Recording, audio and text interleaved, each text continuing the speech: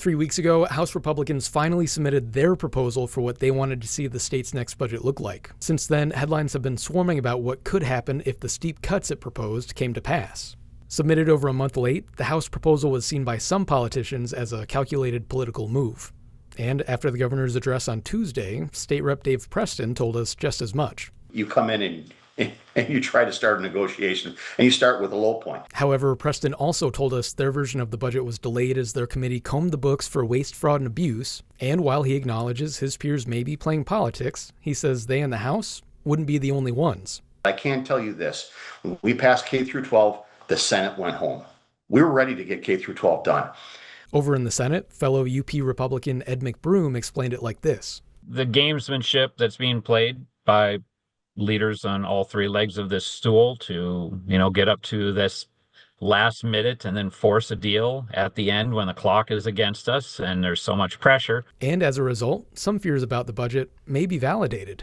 Both sides are trying to use that to their advantage, and there will most likely be some collateral damage. Which begs the question, what will that damage be, and will it be felt by people in the Upper Peninsula? It's a question particularly relevant for Representative Preston, who spent hours with constituents in Lansing to advocate for special budget allowances for local projects. Every single one of those is for, nonprofits, established nonprofits or government entities, schools. One of them was for UP State Fair.